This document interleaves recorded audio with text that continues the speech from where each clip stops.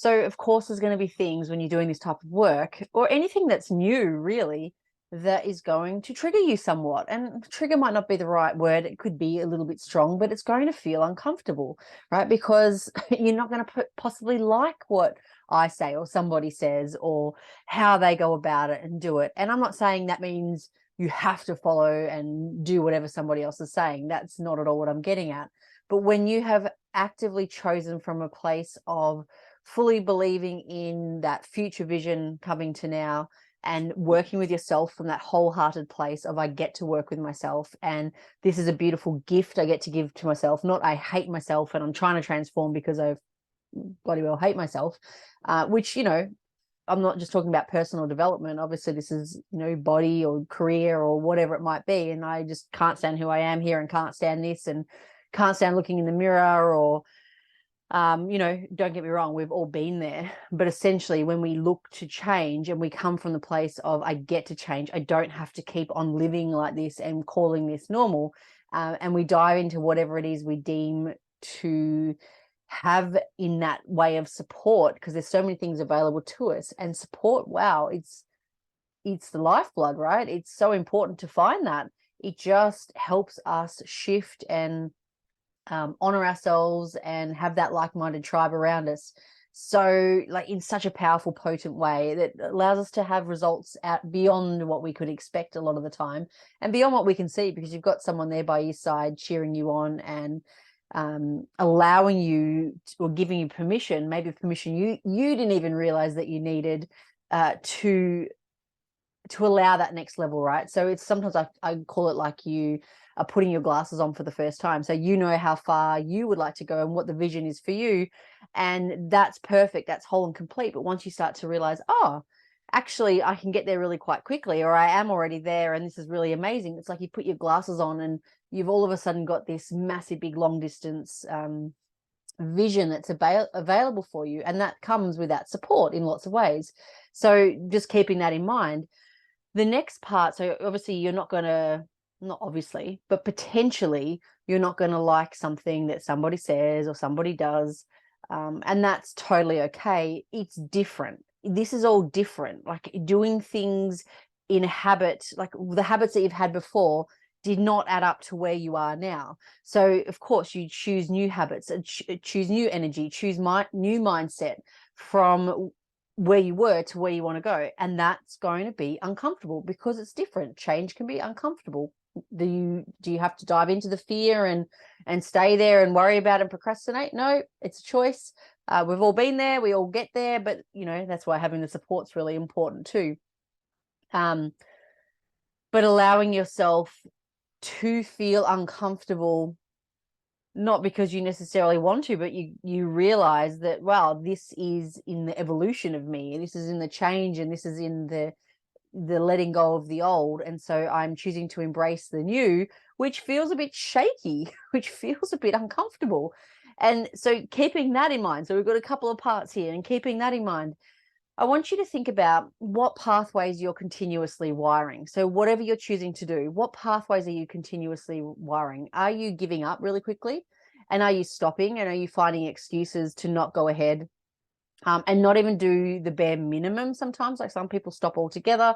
Some people's tendency is to just do the bare minimum. But in reflection, we have created a series of pathways. We're showing up as a person. We're creating an identity of the person that gives up, of the person that never finishes, of the person that doesn't follow through, of the person that doesn't believe that we can actually get there. And most of the time it's bullshit. Like it's a bullshit story we tell ourselves. It feels really real, but I want you to realize you are just wiring those, you're just enforcing those pathways. And so my suggestion would be whatever you choose to show up in, whether that be a challenge for 30 days or, I don't know, a commitment for a year or whatever it might be. Most of the time people won't commit to something for a year because they feel like there's something's going to be taken away from them, which is sort of crazy.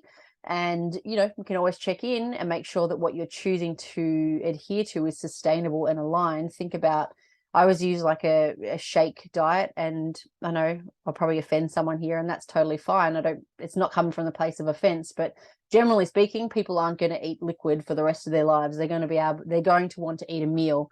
And so, yes, it's a short-term fix, apparently.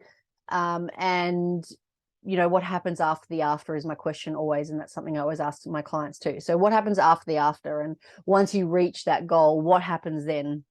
Are you okay with slipping back and finding a groove? Or can you just make small changes and commitment now in creating the change and the identity that you want to be, as opposed to like starting, stopping, because you're wiring those pathways in. And what eventually happens is you sort of get to the point where you're like, well, what's the point?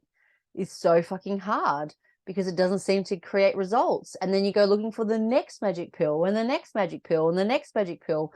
And magic pills are great because they create a sense of excitement and a massive big hormone hit of excitement for us, and we feel a new level of motivation and vigor. And then when it doesn't work out, the motivation drops, right? And so we're looking for that drive, we're looking for that spark, we're looking for that adrenaline hit of like, give us something that's going to spark my motivation. And again, you're wiring that in. It's the pathway of, well, this is going to fail and I need to have that spark and I need to have that energy and I need to have this level of excitement before I can start anything. And if I don't feel it, I'm not going to go about it. Well, maybe it's time to do things differently.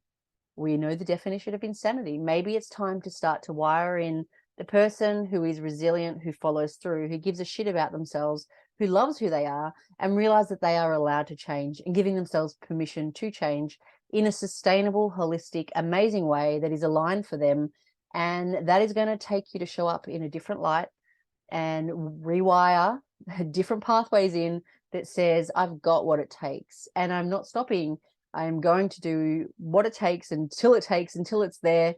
And I'm not even essentially looking for the outcome. I know that's a whole other story in itself, but I definitely know, like as in, once I get to the outcome, I can stop. It's just like, this just becomes who I am. This just becomes the way of life. And this just becomes me, because the me who does give a shit, the me who is free to be me, the me who does choose myself just lives like this effortlessly.